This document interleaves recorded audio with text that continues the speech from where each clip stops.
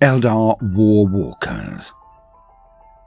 We do not usually fight battles like this, without direct returns, a threat to be neutralized, a home to be defended. Some of us are wondering why we are doing this, but ours is not to reason why. It is unseemly, some believe, for one should not doubt the autarch, the war leader. He knows his business better than any. And what an autarch we follow. He has never known lasting defeat, reaps huge tolls from the foes of our great race. He is the scourge of our generation, Baltan's equivalent of Iriel. He is the butcher, dubbed thus by the Monkey. But then, there are always whispers.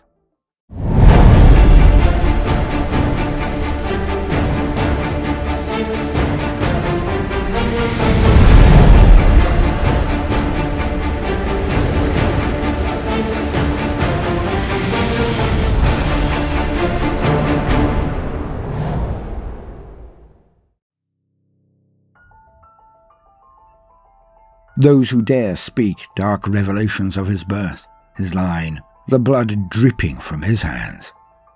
How it contaminates us all. How he is nothing more than rage and hate and war, and will bring us like slaves to the very foot of the throne of Karam and Chicane, to be leashed as supplicants and thralls for all eternity. Some even say this fate is no better than the one reserved for all of our kind, the Eldar, to be consumed by she who thirsts.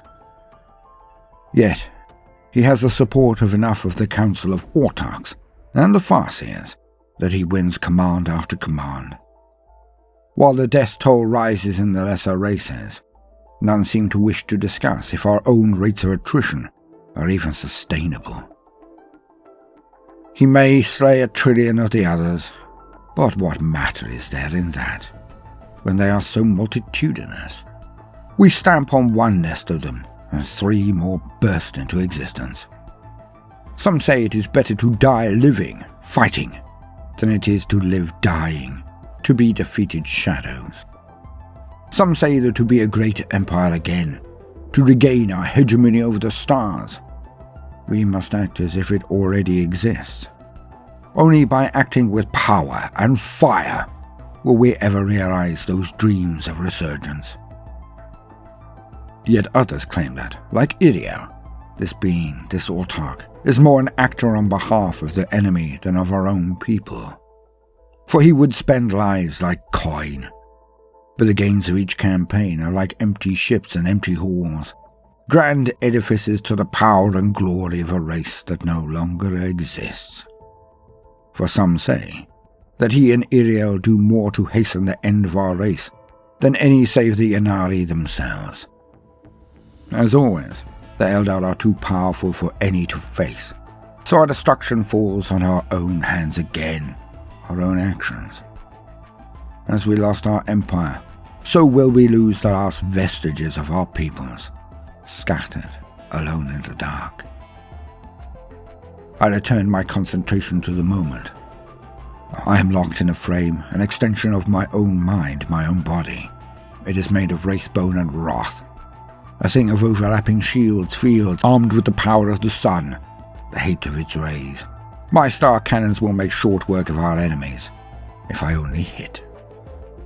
I wear a mask of war, but I am no aspect warrior. It has been 3 lifetimes, 3 paths, since I was of that strain, and I will not return to it, despite being about to join a fray. I am a guardian. I wear the mask of Cain. I ride in a frame that brings death to any I view, and all I need do is extend my ire in a direction, and the blasts from my cannons will burn all out of existence. Yet, I am no dedicated warrior. I am a man, a beautiful thing who now fights out of necessity. Hence I am a guardian. But I am not like those who walk the path of the aspect, or the warlock or farseer. For when this battle ends, this campaign comes to a conclusion, I will take off the mask. I will then return to my own path. Yet, due to our natural superiority, our reflexes, speed, perception, accuracy, ability. I am more dangerous than any but the rarest elite fighters of any other species. We were built for war, some say. I doubt this. But no matter the genesis, our abilities make us uniquely able to perform this most foul of tasks. Killing, destroying, burning. With an ally to either side, I now rush along just below the ridge. We are all practically silent despite our size. We can duck and sidestep any large foliage that might give off our position were it broken or disturbed. We flank the enemy in the bottom of the valley. They advance with their ungainly, vile, belching tracked vehicles that lurch across the landscape like a man dragging himself across the ground as he has lost the use of his legs.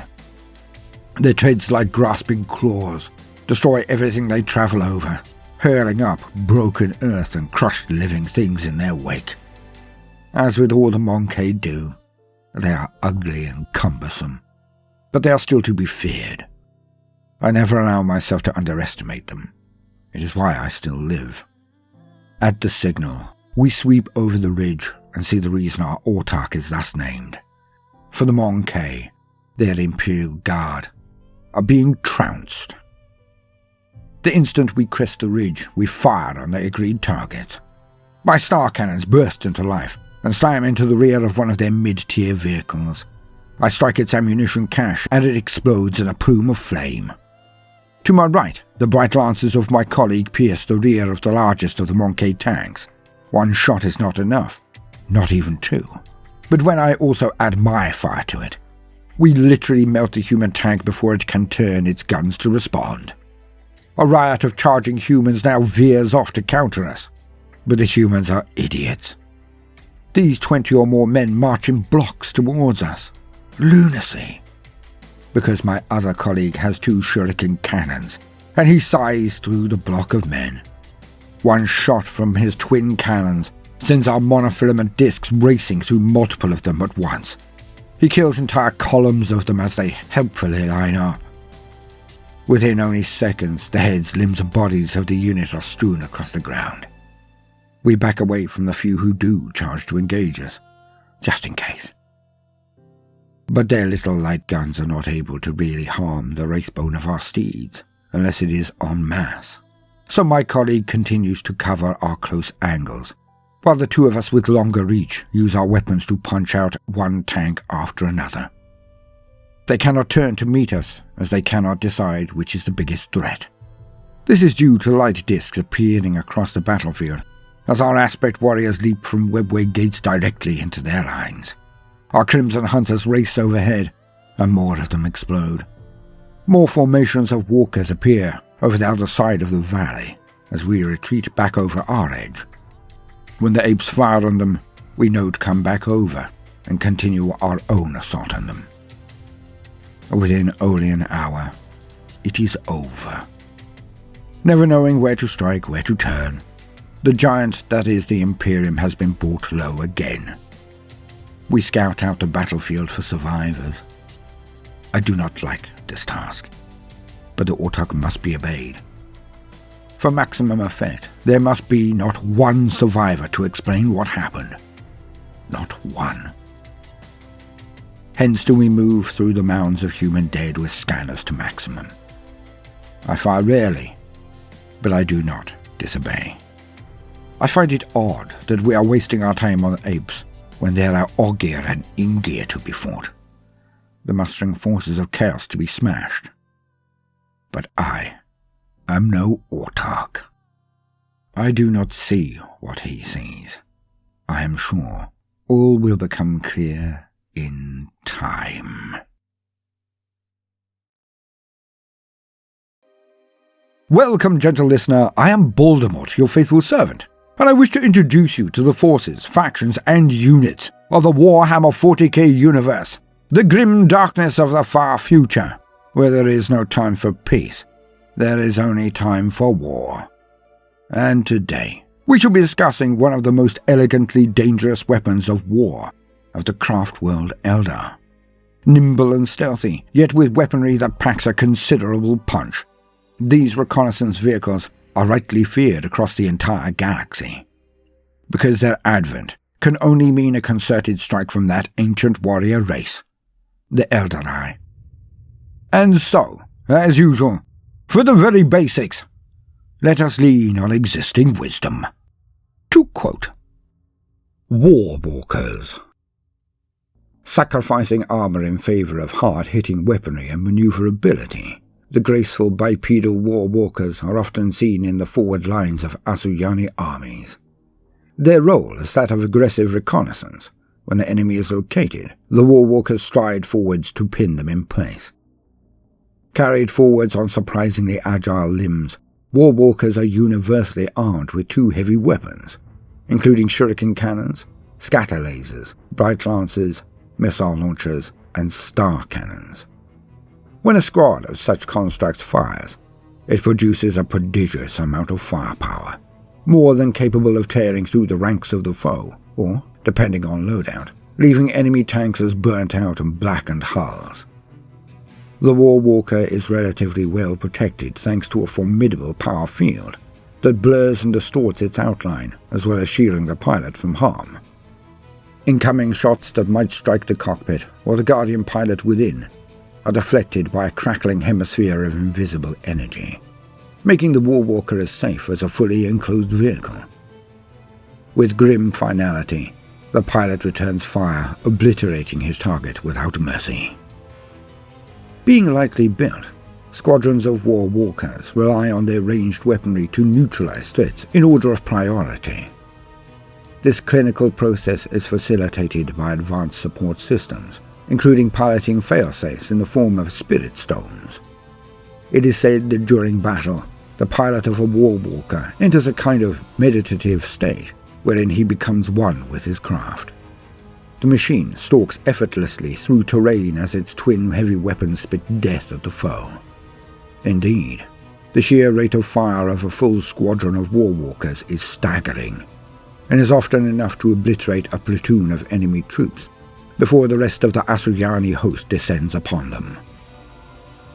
Such is the effectiveness of the Warwalkers' ranged weaponry, that after achieving their vanguard mission, they are often summoned back to the main static core of the warhost, joining their firepower with that of support weapons platforms, Dark Reapers, and even Phantom Titans. This cavalcade of fire comes later in the battle, as part of what the Asuryani call the Murenkesbain Hekita, or the Song of Grief.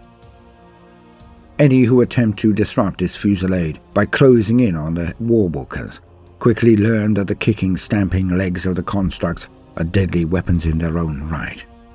Thus do the most successful Warwalker pilots have both the first and last word in a battle. Engines of Grace.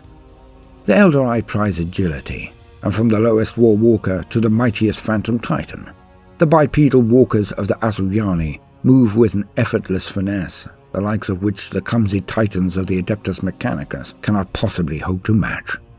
Indeed, so nimble and dexterous are the Asuryani war engines that many of these constructs, such as the Wraith Knight and Revenant Titan, incorporate vast jump packs, allowing them to bound across the battlefield in graceful arcs.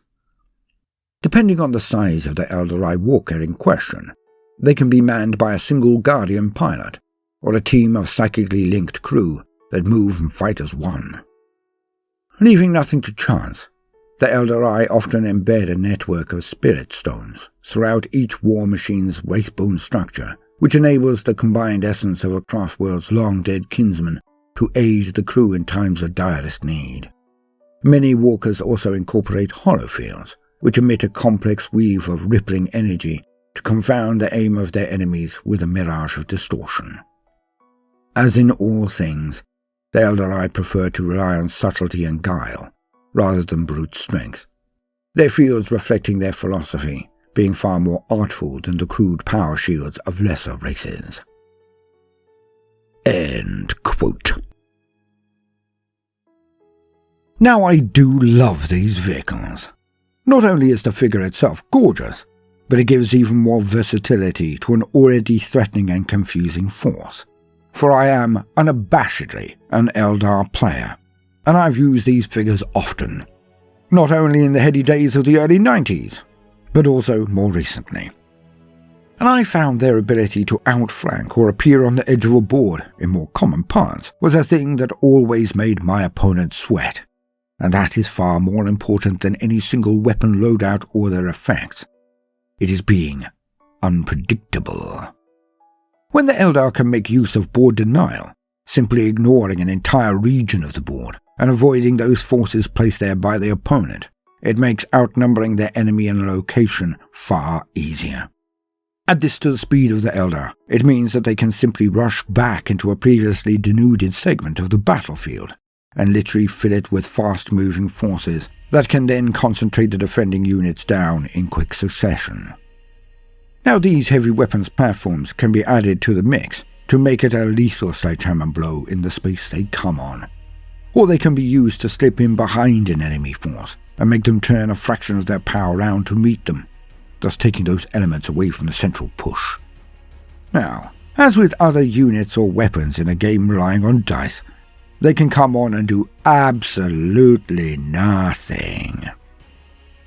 But, and this is the thing that haunts the dreams of all those who would make war on the Eldar, they can come on and burn through an entire unit or smash a key piece of armor.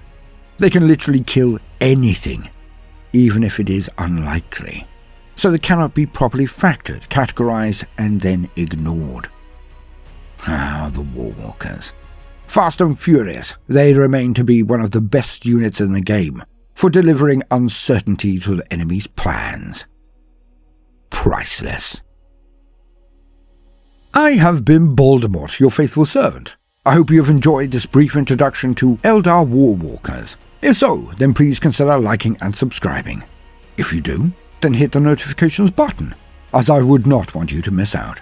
If you see the worth in what we are doing, then do also consider joining our Patreon, or giving the video a share if that is beyond your present scope.